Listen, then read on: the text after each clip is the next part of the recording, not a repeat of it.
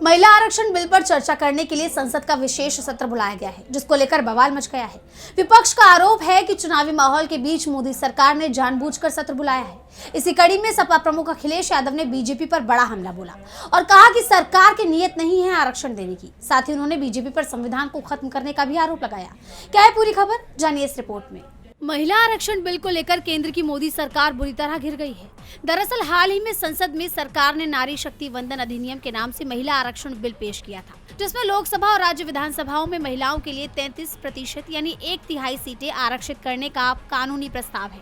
सरकार की तरफ से इसका मकसद राजनीति में महिलाओं की भागीदारी बढ़ाना बताया गया है। हालांकि अभी इस बिल पर सदन में चर्चा होना बाकी है और इसके लिए 16 से 18 अप्रैल को विशेष सत्र बुलाया गया है और इसी पर बवाल मचा हुआ है। जहां कांग्रेस चुनावी माहौल के बीच विशेष सत्र बुलाए जाने को साजिश करार दे रही है, तो वहीं सपा प्रमुख अखिलेश यादव मांग कर रहे हैं कि पहले जनगणना कराई जाए और उसके आधार पर ही इस बिल पर चर्चा हो। इसी कड़ी में अखिलेश यादव ने एक बार फिर निशाना साधा है।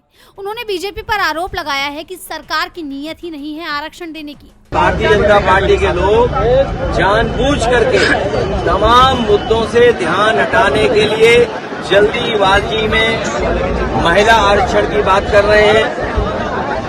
जब सशक्तिकरण नहीं किया इन्होंने, महिलाओं के एम्पावरमेंट के लिए क्या किया इन्होंने? बताओ, ड्रोन दीदी कितनी बना दी इन्होंने, लखपति दीदी कितनी बना दी, भैया करोड़पति दीदी कितनी बना दी।